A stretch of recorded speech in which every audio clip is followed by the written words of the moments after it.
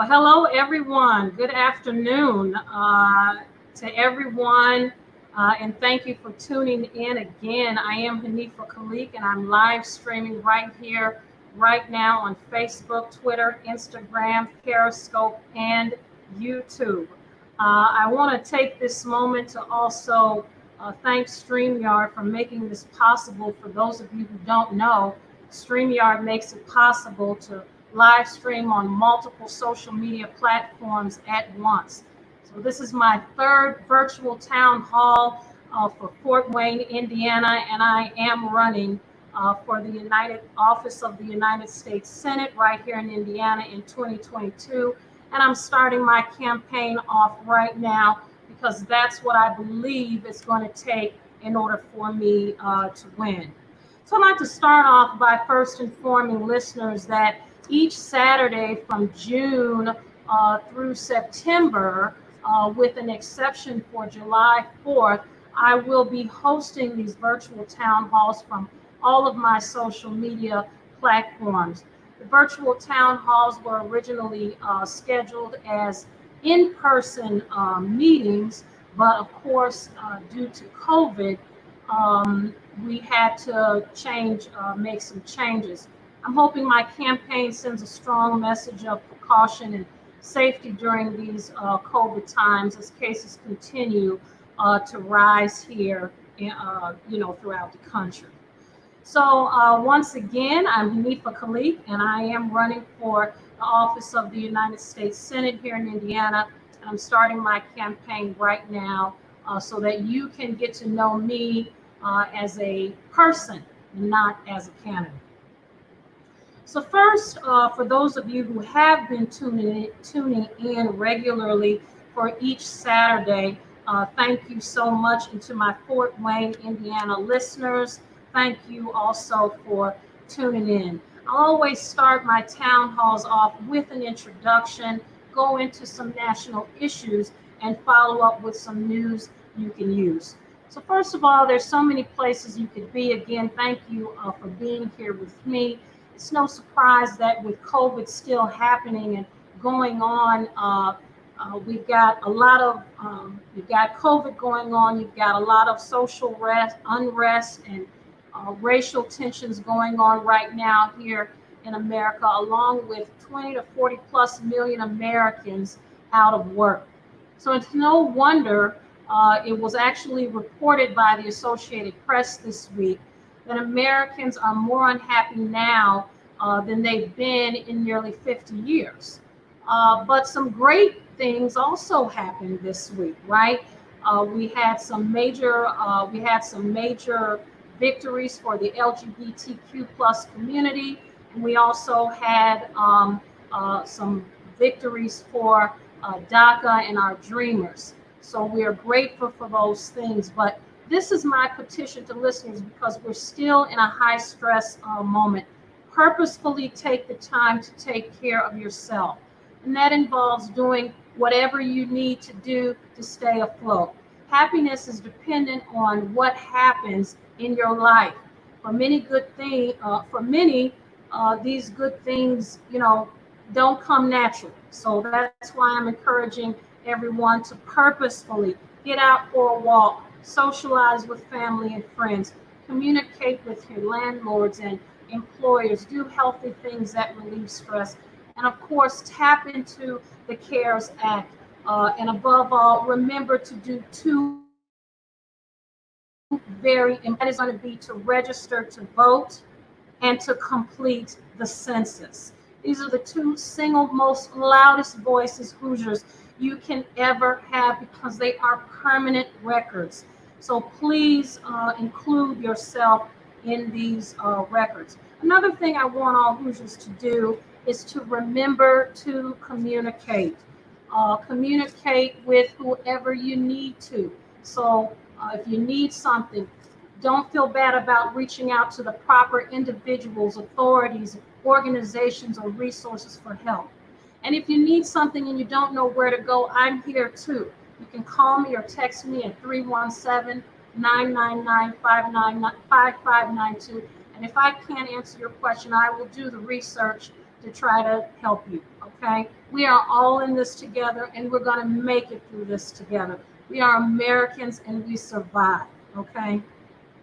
So just to give you a little introduction about myself, for those of you who are just now tuning in, um, I'm originally from Chicago. This is going to sound like a broken record to those who've been tuning in, but I've got to make sure every Hoosier has this information. I'm originally from Chicago. After my mom divorced and remarried, we relocated to the suburbs of Illinois and eventually to Indiana after the steel mill shut down. So I've been a Hoosier ever since the year 2000, and I love being a Hoosier. I graduated from Lake Central High School in St. John, Indiana, and I went on to graduate from both IUPUI and Valparaiso University Law School. While at UIPUI, that's what we called it, I was the president of a Christian student organization, and I was also a youth minister for my church. While in Indianapolis, I became a public school teacher, and I taught for Indianapolis Public Schools. Now I am a professor, I'm a lawyer, I'm a business owner, civil rights agency director, and of course, I'm running to be your next United States Senator from Indiana. My family's economic status ranged from poor to middle class, and that's something that I'm proud about because, as I've stated previously, we know what it's like to work hard every day and earn a living. We understand what it's like to go for the American dream, and we also understand the struggles and the experiences that come along with them. So when I was a student at IUPUI, I learned the importance of volunteerism. Volunteering is what gave me my experience in public service, and I would argue that that's one of the main things and possibly the only thing that you need in order to run for office. I was an AmeriCorps volunteer for years, and I also volunteered, gave me the opportunity to volunteer with the American Red Cross, the Food Bank of Northwest Indiana, Habitat for Humanity. I volunteered in jails, senior living communities, and so much more. Now, I'm not trying to toot my own horn or pat myself on the back, but that's how Hoosiers can be sure I will never be driven by money as a politician, because in my lifetime, at moments when I worked the hardest, I did it for free. In 2017, instead of going to work for a lot of law firms, I was right here in Gary, Indiana, providing free legal assistance and information to women and children in need, and creating programs to keep teens off the streets. My experience as a community volunteer has given me the humility and the perseverance that I need in order to be a unique leader. I am one who understands people, and I do my best to listen. But most of all, I understand what it's like to struggle, to pay the bills, to see a cousin or a family member go off to war to fight for our country. I understand the struggle to find a job because of discrimination. And I also understand what it's like to walk and lock arms with a stranger in a peaceful demonstration. And finally, I understand what it's like for my voice not to be heard, which is why one of the focuses that my campaign will have is to make sure Hoosiers' voices are heard, no matter how small or how great. Now, I may not have, like I've said, much political experience, but I have life experiences that have catapulted me into a position now where I believe I can and will lead you. Once again, for those of you tuning in, I am Haneefah Khaaliq. I'm running for United States Senate right here in Indiana, and I'm starting my campaign right now, even though my race isn't until 2022. I'm starting my race right now because that's what I believe I need to do in order to garner the support that I need to win. The name of my committee is Hoosiers for Haneefah. I do have my Act Blue account set up. Also, be sure to visit any of my social media and especially my Linktree page, which will link you to all the events and stuff that that's going on. So why the office of United States Senator, right? I have to say this every time because there's very little representation for all Hoosiers in the upper chamber of Congress. And I'm going to tell you why. Because each state gets only 2 senators to represent the entire population. Now just think about that for a moment. In 2018, it was reported that Indiana had a population of 6.69 million people. How can only 2 people accurately represent 6.69 million people? Think about that for a minute. So in that population, you've got Caucasian people, African American people, the Latinx community, Christians, Muslims, atheists, Democrats, Republicans, independents. Everybody's in that because we are Hoosiers. That's the point of my slogan. I am Indiana. You are Indiana. Together, we are Indiana because we are composed of so many people from different backgrounds. But that's what makes us great. So the point is that it's going to take a lot more, right, than for politicians to just say, yeah, I'm going to represent you. We need concrete, materialistic expression of that representation. We need to be able to see that it's actually being done because our founding fathers and mothers intended for us all to be represented. And with today's technology, there's no excuse as to why we shouldn't be able to develop a system, right, that proves politicians like me are doing everything in our power to show representation. This system will also be used for accountability. That's something we just don't have right now, Hoosiers. We won't have it unless you decide to choose someone like me who has this idea and is going to put it into practice. So our founding fathers and our mothers intended for people to be accurately represented. They wanted our United States senators to work hard at it, but they also wanted people like you and me, right? The average working American. I go to work every day. I love my job because it puts me where I need to be. I'm in touch with society, the community, and what's going on around me. It puts me in my community every day, and I hear the struggles, right? And the triumphs of my community. When you are an average working American and you're running for politics, you don't generalize, right? Fort Wayne, you don't generalize and say things like protesters are uneducated, right? Because you understand where their frustrations are coming from. And we have faith in the people who are protesting, and we respect them because we don't view them as others, right? We view them as ourselves. We are the people. We see the people protesting, but we also are the people. So we don't insult them, right? We don't say things that are disrespectful to them at all. It is my opinion that one can only represent their constituents as much as they are out there and amongst them. Ladies and gentlemen, those in between and those who choose not to identify, we remain in a state of urgency.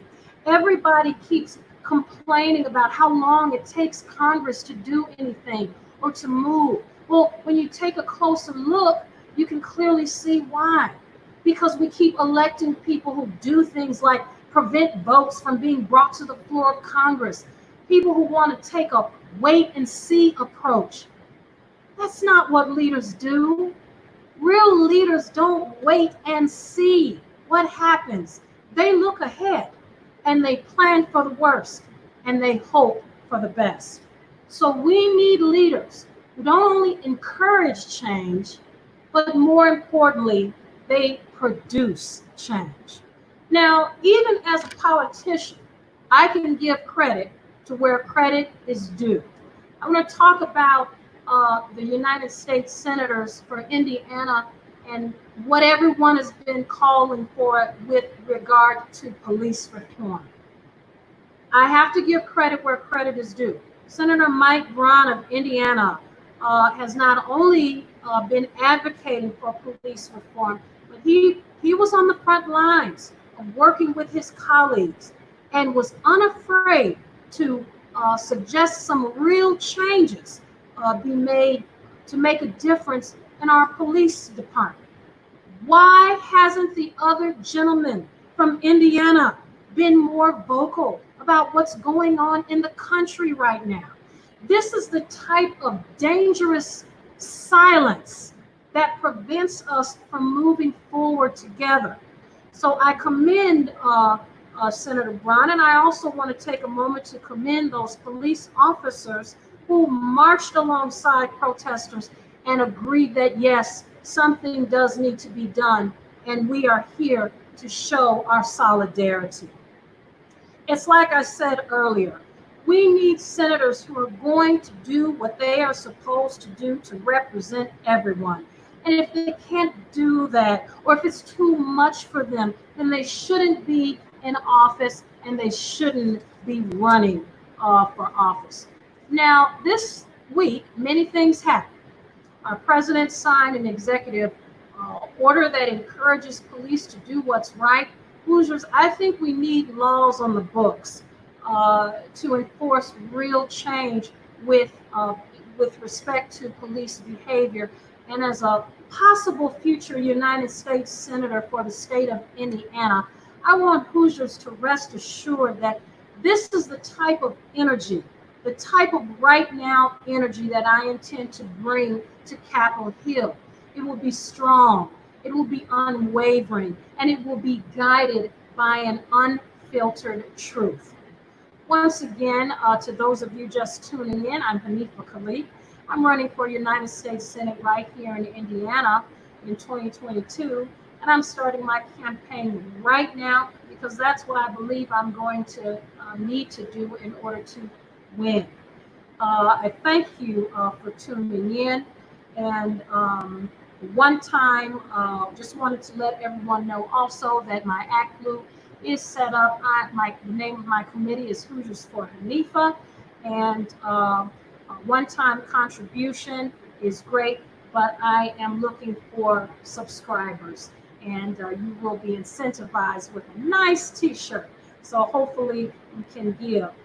2022 is right around the corner, my friends, and I'm starting my campaign right now because I want to give Hoosiers an opportunity to know who I am as a person and also to get to know my personality, to share my message, and even call me sometimes to chit chat with me and text me and see what are my views on some things. Now, I know where I am, and I say it every time I do these broadcasts. I know that I am a blue dot in a red sea. But in this race, this upcoming 2022 race, I'm asking Hoosiers from all around to reach deep down in their conscience and stop being distracted, right, by all the things about a candidate that don't matter, and choose this time with your heart, even if it's not me. It doesn't matter that I'm a Democrat. I'm a Democrat moderate. And what that means is that I'm progressive on many things, but I can also be quite surprisingly conservative on some things. I'm used to listening to both sides of the aisle. That's the important thing, is that I promise to listen to both sides of the aisle, and that's what I promise to do as your senator. Additionally, I promise to take steps so heavy on Capitol Hill they will be heard from miles around. I will work harder to make a difference in Washington more than any other person you've ever known, because I'm an outsider. I'm not a career politician. I don't have anything to prove to anyone, and I don't have a voting history. I'm not a member of any clubs or organizations, and I can't be bought, sold, or bribed because I'm used to doing my absolute best on the job with very little or no pay at all. And I'm going to keep stressing that throughout this campaign.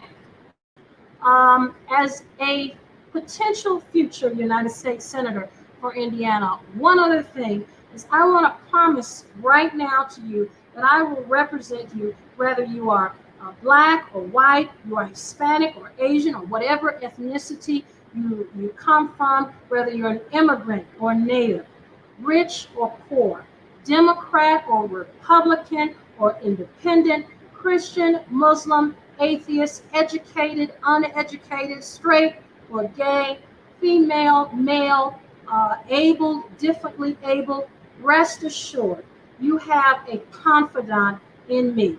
No other candidate is going to say that like that, mean that. But that's what you deserve.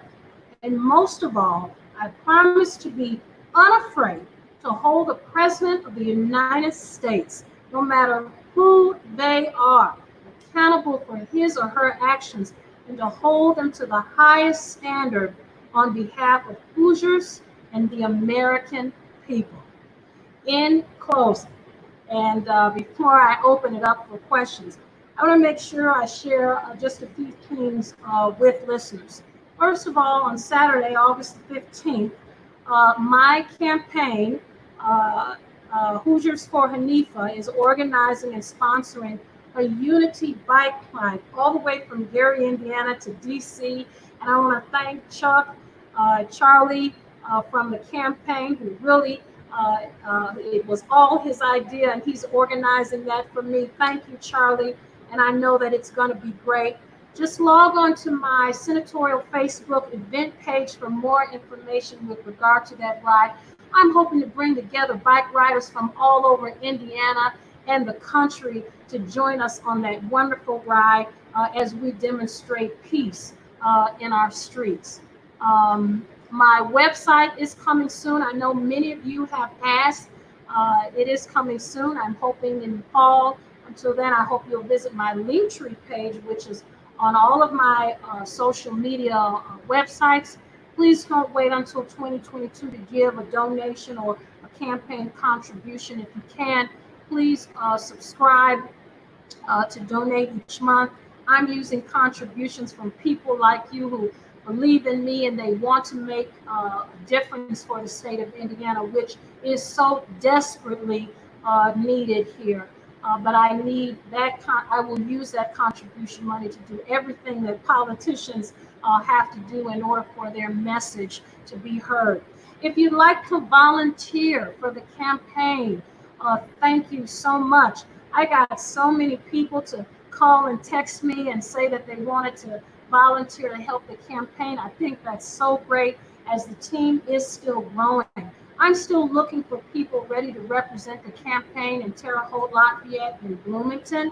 And finally, I'd like to give a great shout out to the individuals on my team who are helping me spread the word about my town halls and also just sharing the news of my campaign with everyone that they know. Dora of Fort Wayne, Indiana, thank you so much. Please remember to register to vote and fill out your census. Okay, so if you have any questions, Greg is standing by. Feel free to text him or you can place your question in the comments section and I will be more than happy to take them. Otherwise, we'll go ahead and close things out. Any questions?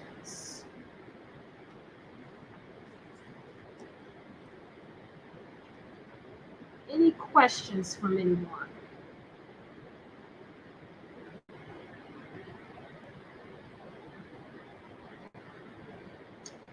Okay, great. Well, it doesn't look like we have any. Oh, okay. Looks like we got a question coming in here. It looks like a question on masks and wearing masks.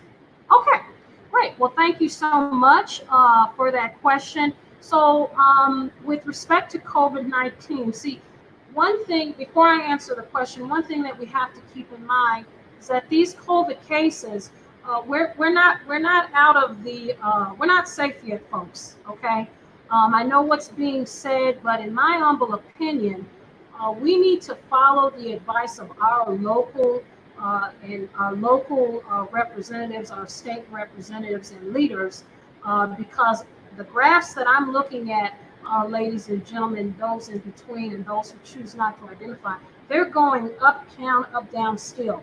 This is a roller coaster ride. And the other day, the cases went way up and then they went down again.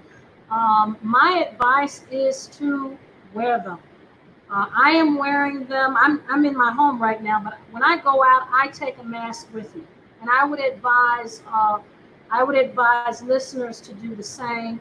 Just take precautions. I know that you're hearing, people say don't wear them. Wear them. You can wear them if you want and stuff like that. I'm wearing mine. I'm wearing mine. So that's my take on that. Okay. Any other questions?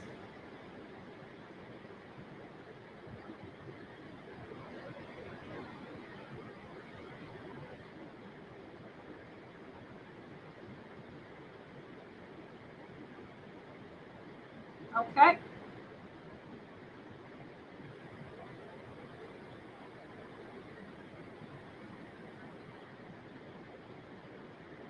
Okay, it looks like we have another question. How do you define defunding police? Okay, so there's definitely been talk with respect to the protests going on and the rallies. My opinion of that is that there are so many reasons why we need law enforcement, and so I I am opposed to defunding the police because we need them. And when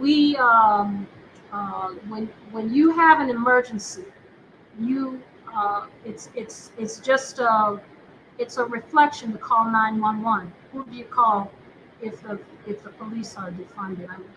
I'm very confused by uh, that request that's coming from people who are protesting.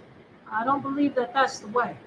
I believe what is the way is going to be providing our police with what they need in order to do their jobs effectively and to do their jobs more effectively. And I'm hearing things come from the administration, from Republicans as well as Democrats. And folks, my view is that what we need to do is provide multicultural education and culturally sensitive information and education to our officers. This is what they need. Now, I've been hearing a lot of things come from both sides, but I have to tell you, education is the way. We must educate and train our officers and, and focus on community policing. We need to give them multicultural education so that they can really truly be equipped and be better, more effective officers. Okay. The Democrats are calling for many things in their Justice and Policing Act. Republicans are calling for many things in the Justice Act. The Trump administration just signed the executive order. I hear them saying training, but I don't hear what kind of training. What we need is officers to know about the communities they serve. And when they know about the communities they serve, and they are in those communities doing other things than policing, and they begin to see that the people in the community that they serve are people, and they have lives, and they treat them better. So I think that on one end of the spectrum, you have other things, but we have to start with education, and that's coming from a teacher.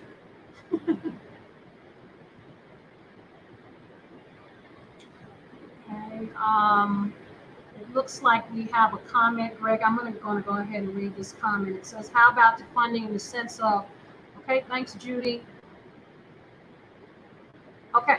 How about defunding in the sense of additional personnel that are better trained for instances of mental health, mental illness, or domestic disturbances? Not to get rid of police, but use some funding for other services. In that sense, yes, we do. We need to relook at how our police are trained and focusing, taking away money from the anything that I guess would create a militarized police force and devote it to creating a police force that's better able to serve and protect, because that's their job, right? Okay, so we got our military, and they have their charge, and we have our police, who are supposed to protect and serve. There's a reason why we have a difference in our military and our police. So I am for funding uh, training programs and programs that will put our police in a better position to be able to understand the communities that they serve. I hope that answers the question. Okay, are there any other questions out there, Hoosiers? Come on, Hoosiers, I know you got some.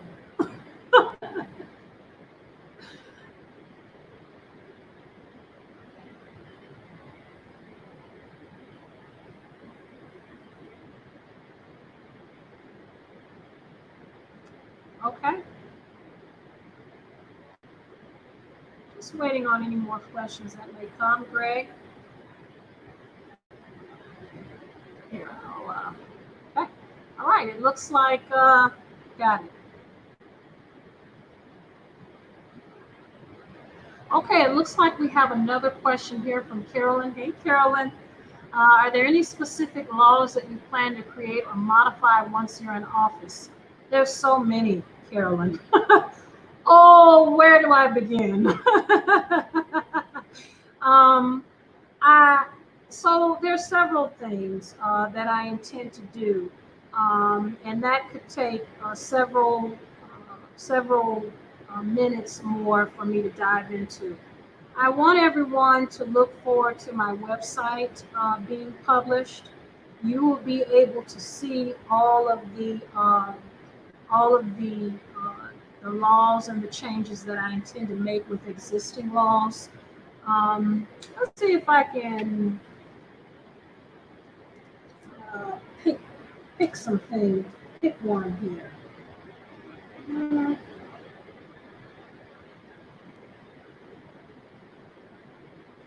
Well, since police reform is the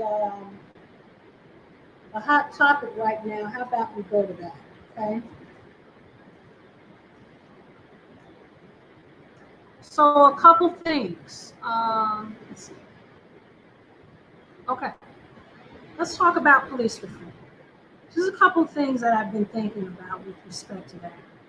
Upon my election to United States Senate, I intend to introduce and support any legislation that talks about what I just said, investing in law enforcement, multicultural education and training, and other crime prevention programs, uh, which immediately would have a focus on community policing and banning dangerous techniques like what we saw with George Floyd, the neck restraints.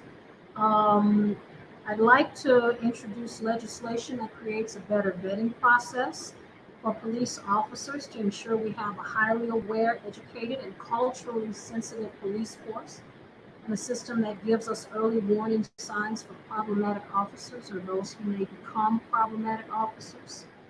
Uh, I am all for creating a national registry for police misconduct. That's coming from both sides, I believe. And then we need to also establish federal standards and or guidelines for the use of force, that which provides greater transparency. I believe the use of body cameras needs to be mandatory. Okay. I'm all for the use of body cameras, so I do intend to support legislation in that respect. I also believe that there needs to be greater federal oversight capacity for the thousands of law enforcement agencies that we have in this country.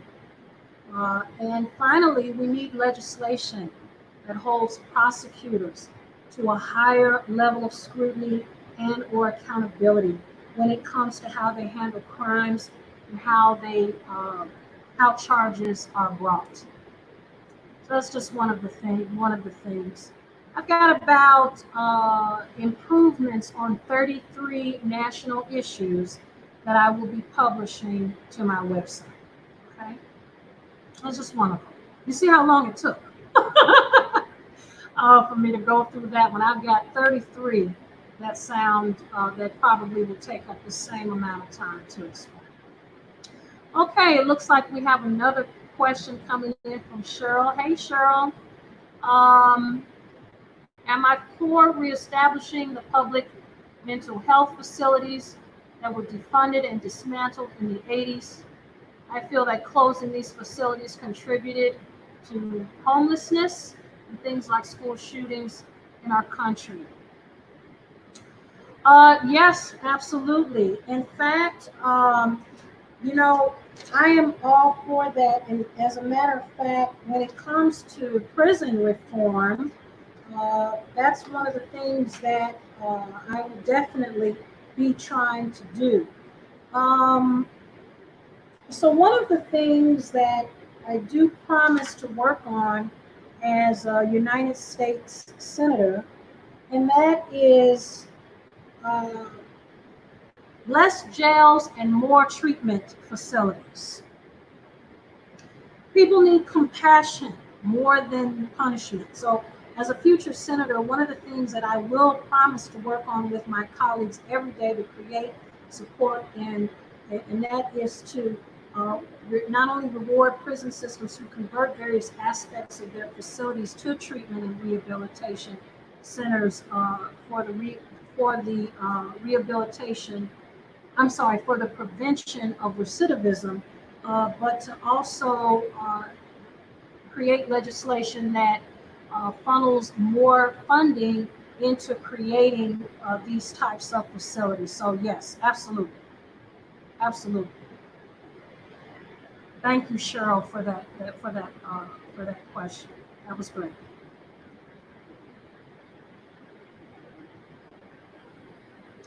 And for those of you just tuning in, I'm just taking questions at this time. I was a little bit quicker this time about going through my what I had to say to everyone, so you will be able to go back and see parts of the speech. But right now, I'm taking questions. Okay. Does anyone have any more questions for me?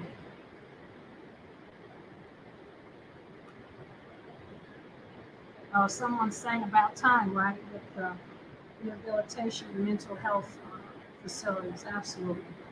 Absolutely. That's what we need.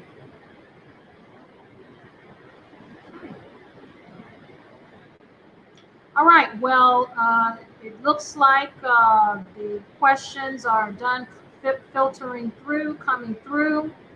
I just want to make sure everyone is aware that I will be back here for each Saturday from June all the way through September, talking to people, introducing myself, and taking questions from Hoosiers.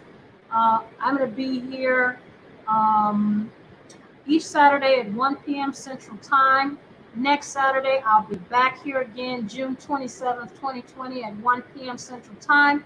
I'll be hosting my fourth virtual town hall for Lafayette, Indiana. We're going to keep it safe over here during these COVID times. I don't want anyone to feel any pressure about coming to see me and tuning into what I have to say or being safe. So we are going to this campaign is going to continue to send a message of safety during these times. The next virtual town hall that I have will be focused on Lafayette, Indiana, and I hope that you will tune in. God bless you. God bless Indiana.